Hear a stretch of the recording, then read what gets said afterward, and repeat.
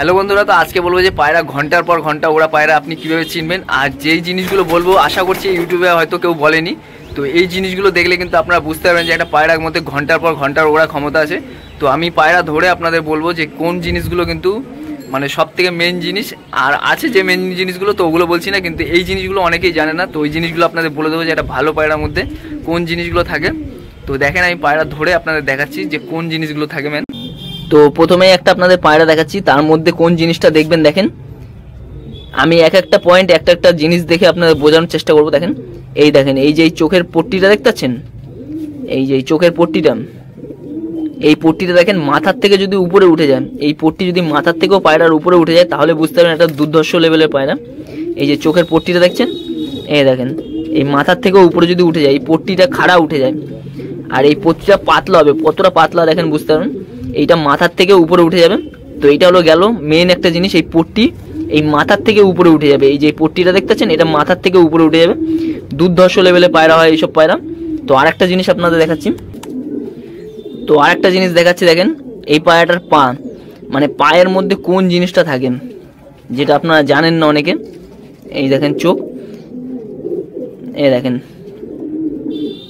দু ধরনের চোখ হয়, তা আমি একটা চোখ দেখিয়ে দিচ্ছি। একটা চোখ হলো দেখবেন মানে ঠোঁটের দিক চোখটা ঝুঁকে যাবে, অর্ধেক চোখ দেখবেন পাতার মধ্যে ঢুকে যাবে।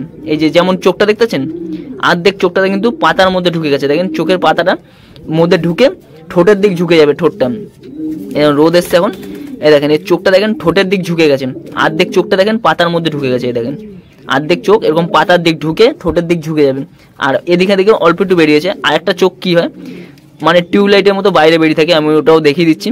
তার আগে আমি একটা পায়ের জিনিসটা দেখিয়ে দিচ্ছি যে পায়ের মধ্যে কোন নালীপটটা পায়রার।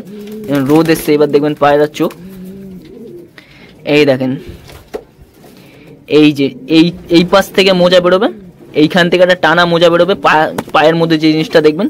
কারণ পায়রার পা অনেক রকমের হয়, সাদা পায়ের পাঞ্জা ওড়ে, আবার নীল পায়ের পাঞ্জা ওড়ে, আর এইখান থেকে এই যে দুপাশ থেকে প্রচুর ছটপট এই পায়রা।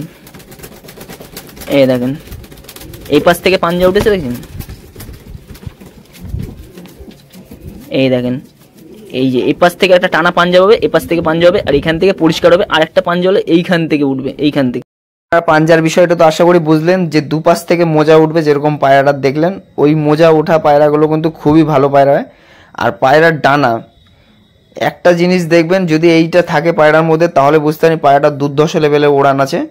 এই যে 9 নম্বর যে পালকটা দেখতে পাচ্ছেন, এরকম টাইপের যদি 9 নম্বর পালকটা সেফ হয়, এই যে দেখতে পাচ্ছেন চৌকো একদম, এই যে এই ডানাটা, এই ডানার পায়রা প্রত্যেকটা 9 থেকে 10 ঘন্টা নর্মালে ওড়ার ক্ষমতা রাখে,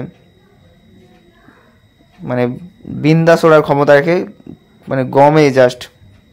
তো আমার এই পায়রাটা এরকম ডানার যে কটা পায়রা আছে, মানে এই ডানার প্রত্যেকটা পায়রা, এই একটা পায়রা দেখতেছেন এও কিন্তু প্রচুর ওড়ে, সেম ডানা।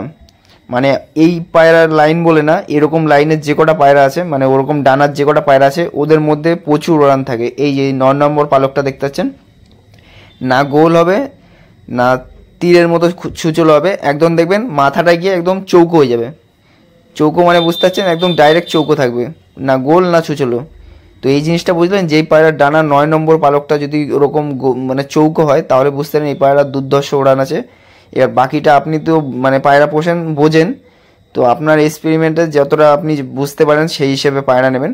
আর একটা টিপস দিচ্ছি দেখেন, এইটা এখনো মানে ইউটিউবে কেউ বলেনি, এটা আশা করি আপনি যদি এরকম পায়রা পান, মানে এরকম পায়রা লাখে 10টা পাবেন।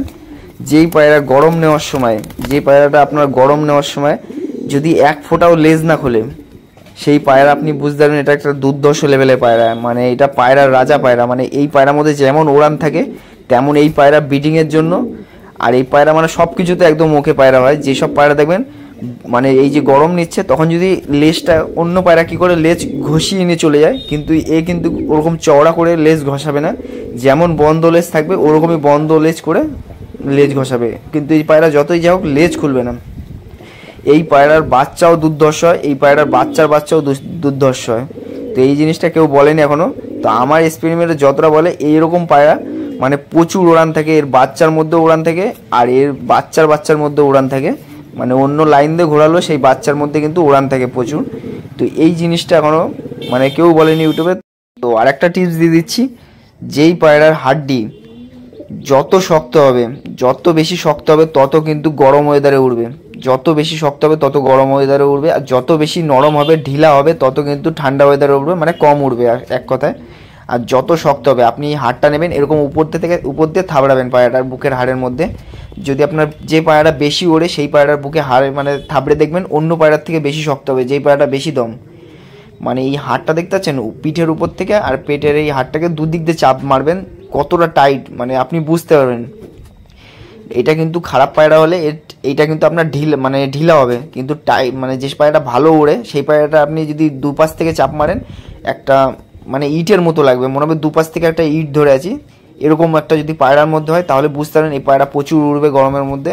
আর যে পায়রা গরমে ওড়ে শীতে আরও বেশি ওড়ে। তো এই জিনিসটা কিন্তু খুবই একটা ভালো জিনিস, এই যে বুকের হাড়টা যত শক্ত হবে তত বেশি উড়বে। আর এটা হলো নর পায়রাটা, যেটা বন্ধ লেজের পায়রা বললাম, ওর সাথে আপনি এই যে পায়রাটার সাথে আপনি খোলা লেজের জোড়া দেবেন। আর পায়রার বুকের যে মাংসটা আছে ওইখানটা যদি হাত দেন, এই বুকের মাংসের মধ্যে হাত দিয়ে একটু সময় ধরবেন বা সাথে সাথেই দেখবেন পায়রার বুকের মধ্যে কাঁপানি শুরু হয়ে যাবে। এই কাঁপানিটা কিন্তু সব পায়রার মধ্যে থাকে না, যেসব পায়রার মধ্যে খুব দম থাকে, উড়ান থাকে, এগুলো একটা কোয়ালিটি পায়রা, তো তাদের মধ্যেই কিন্তু এই জিনিসগুলো থাকে। বুকের মধ্যে হাত দেবেন, দেখবেন বুকের মধ্যে জেনারেটরের মতো পায়রার কাঁপবে। তো এইসব জিনিস কিন্তু আপনার ফিল করতে হবে, আপনার ভালো পায়রা যেটা আপনি সেটাকে নিয়ে একটু ভাবনা চিন্তা করবেন। তো আপনি শুধু ভাবছেন যে পায়রা আছে বলেই পায়রা উড়ে যাবে, ব্লাড লাইন আছে বলে উড়ে যাবে, সেসব কিন্তু না। যদি আপনি পায়রা না চিনতে পারেন এদিক ওদিক দিয়ে কিনে কিন্তু পায়রা ওড়াতে পারবেন না, ভালো পায়রাও পেলেও কিন্তু ওড়াতে পারবেন না। তো আপনার কিন্তু পায়রা ওড়ানোর জন্য একটু খাটতে হয়, পায়রাকে টাইম দিতে হয়। সেই জিনিসগুলো না জেনেই যদি আপনি পায়রা কিনে নেন, তারপরেও যদি পায়রা না ওড়ে, তারপরে কিন্তু তার দোষ দিয়ে কোনো লাভ নেই, কারণ পায়রাকে যদি একটু এদিক ওদিক হয়ে গেলে ভালো পায়রাও কিন্তু ওড়ান বন্ধ করে দেয়। আর সেটা আপনি তো বুঝবেন না, আপনি নতুন পয়সা দিয়ে ভাববেন যে দাম দিয়ে পায়রা কিনছি বলেই উড়ে যাবে, তা কিন্তু না। পায়রা পিছনে খাটতে হয়, পায়রা পিছনে অনেক কিছু জিনিস আছে যেগুলো না দেখলেই কিন্তু পায়রা ওড়ান বন্ধ করে দেয়। আর ওই ওড়ান একবার যদি বন্ধ করে দেয়, আপনি যদি কিছু না জানেন পায়রার বিষয়ে, কিচ্ছু করতে পারবেন না, পায়রা ওই 2 ঘন্টা 3 ঘন্টাই উড়বে, তার থেকে কিন্তু বেশি উড়বে না। কিন্তু যদি আপনি জেনে যান যে পায়রা কীভাবে ওড়াতে হয়, যেসব ভিডিও আমি দিই ওগুলো কিন্তু আপনার যদি মানে বুদ্ধি খাটিয়ে আপনি নিজের এক্সপেরিমেন্টেও যদি কিছু করতে পারেন, তাহলে কিন্তু পায়রা ভালো উড়ে যাবে। পায়রাকে বুঝতে হবে যে পায়রা কোন টাইমে কখন চায়, তো কোন টাইমটা কোন সময়টা দিলে কিন্তু পায়রা উড়বে, সেই সব জিনিস কিন্তু আপনার বুঝে উড়াতে হবে পায়রা। নয় দাম দিয়েও পায়রা কিনে কিন্তু কোনো লাভ নেই, আগে পায়রা চিনে বুঝে মানে সব কিছু জেনে তারপরে পায়রা দাম দিয়ে কিনুন, তারপরে কিন্তু পায়রা উড়বে।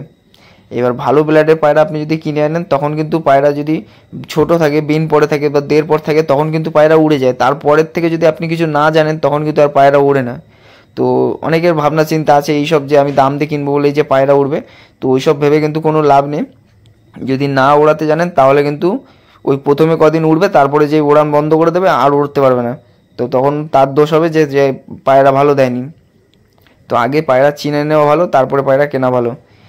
নয় একখানা রাস্তায় যদি ইট পড়ে থাকে, সেটাকে আপনি যদি ভাবনা চিন্তা করে একজন বলে এটা কি, বলবে আপনি ইট, কারণ এর থেকে ভাবনা চিন্তা আপনার আর বেশি নেই। তো একটা পায়রাও কিন্তু সেরকম, তো আপনাকে যদি একটা পায়রা দেয় তো আপনি বলবেন এটা এই পায়রা, এর থেকে ভাবনা চিন্তা কিন্তু আরও নেই।